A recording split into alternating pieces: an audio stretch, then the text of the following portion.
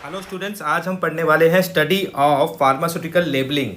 Pharmaceutical labelling हम क्यों पढ़ रहे हैं? क्योंकि ये लेबलिंग जो होती है वो आम लेबलिंग की तरह नहीं होती। ये हमें गवर्नमेंट के नॉर्म्स के हिसाब से करना होता है, जो कि ड्रग लेबलिंग रेगुलेशन के अंदर लिखा गया है। ये जो ड्रग लेबलिंग रेगुलेशन है वो कहाँ पे प्रिस्क्राइब किया गया है? ये ड्रग एंड कॉस्मेटिक एक्ट 1945 के अंदर प्रिस्क्राइब किया गया है कि आपको ड्रग का जो लेबल होता है वो कैसा बनाना है। तो चलो एक एग्जांपल लेके हम यहाँ पे सीखते हैं। तो देखिए, ये जो चीज़ें हैं, कंपनी नेम, ये उसके लेवल के ऊपर, दवाई के लेवल के ऊपर होना बहुत ज़रूरी है। देखो, कंपनी का नेम यहाँ पे लिखा हुआ है, नोवार्टिस है कंपनी का नाम। और दूसरा बहुत ज़रूरी इंपॉर्टेंट चीज़ है जो है ड्रग सॉल्ट नेम, या उसको ड्रग कंटेंट नेम भी कहते हैं या जेनेरिक नेम भी कहते हैं। जेनेरिक नेम मतलब होता है जेनेरिक नेम मतलब होता है दवाई का सॉल्ट का नाम, कि उस दवाई के कंटेंट क्या है। तो यहाँ पे देखो लिखा हुआ है कि डाइक्लोफेनेक कंटेंट है, तो ये है हो गया आपका, ये आपका हो गया क्या, जेनेरिक नेम या सॉल्ट नेम इसके कहते हैं। आपको कोई भी कभी किसी वक्त भी बोल सकता है कि इस दवा का कंटेंट क्या है, चेक करो। तो आपको उस समय ब्रांड नेम या कंपनी का नाम नहीं पढ़ना है, आपको पढ़ना है ब्रांड नेम के ऊपर ठीक ऊपर लिखा हुआ रहता है उसका कंटेंट नेम या फिर जेनेरिक नेम, जो आपको उनको बताना होता है। तो चलो, ये हो गई बात सॉल्ट नेम की या ड्रग कंटेंट की। अब बात करते हैं हम लोग ब्रांड नेम की। तो लेबल के ऊपर ब्रांड नेम होना भी बहुत ज़्यादा ज़रूरी है, जो कि यहाँ आप देख रहे हैं, वोवेरॉन इसका ब्रांड नेम है।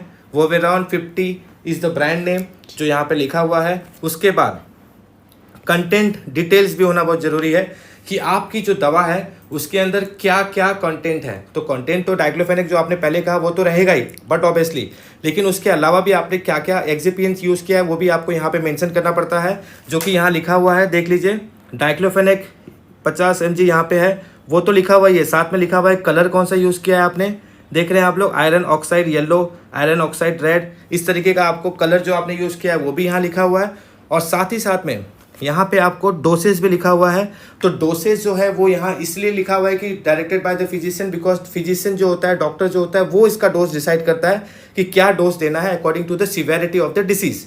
ओके, अब इसकी बात करते हैं स्टोरेज कंडीशन। स्टोरेज कंडीशन भी मेडिसिन के ऊपर लिखना बहुत ज़रूरी है कि आपकी जो मेडिसिन आपने बनाई है उसे किस कंडीशन पे स्टोर करना है।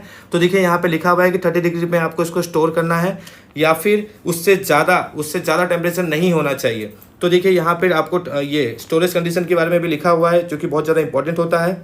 उसके बाद हर मेडिसिन के ऊपर वार्निंग बहुत ज़्यादा जरूरी होता है। वार्निंग यहाँ पे देखो क्या लिखा हुआ है, देखो ये रहा वार्निंग वाला सेक्शन, ठीक है। वार्निंग में लिखा हुआ है नॉट फॉर वेटनरी यूज़। अभी वेटनरी यूज़ के लिए क्यों नहीं लिखा हो? क्योंकि ये मेडिसिन जो है वो पेन किलर की तरफ काम आती है। तो ऐसा नहीं है कि कल आपके कभी किसी एनिमल को या किसी बर्ड्स को कोई दर्द हो रहा है तो आप उसको पानी में घोल के पिला दो, नो, बिकॉज यहाँ पे लिखा हुआ है वार्निंग कि आप इसको वेटनरी यूज़ के लिए यूज़ नहीं करेंगे, ठीक है। तो इस तरीके से मेडिसिन की अलग अलग वार्निंग होती है, सारी मेडिसिन की अलग अलग होती है। तो वार्निंग वहाँ पे दी हुई रहती है, तो आपको वार्निंग भी हमेशा रीड करना है कि आपको कब इसका यूज़ नहीं करना है। उसके बाद एक बहुत ही इंपॉर्टेंट चीज़ है शेड्यूल।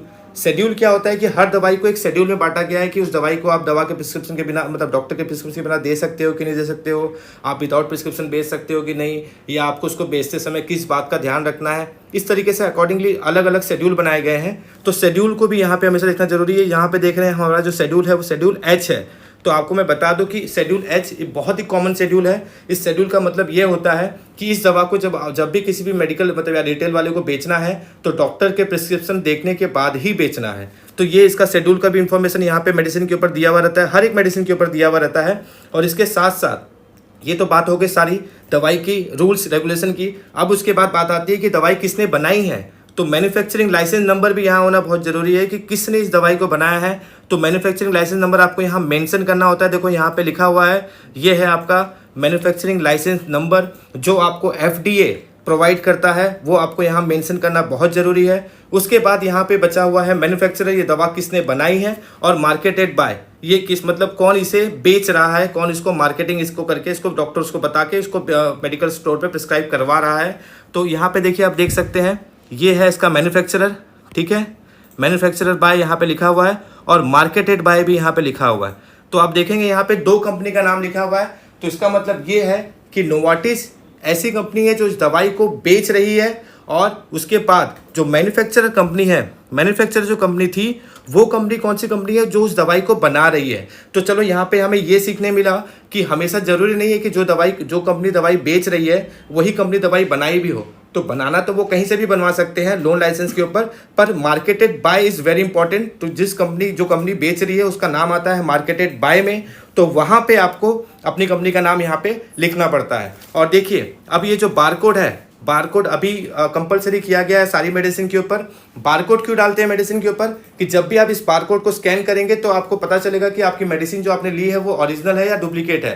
बिकॉज ये जो बारकोड है वो सीधा आपको कंपनी की वेबसाइट के ऊपर लेके जाता है, जहाँ पे आप फ़ोन करके अपनी दवाई की जेन्युइनिटी को चेक कर सकते हैं।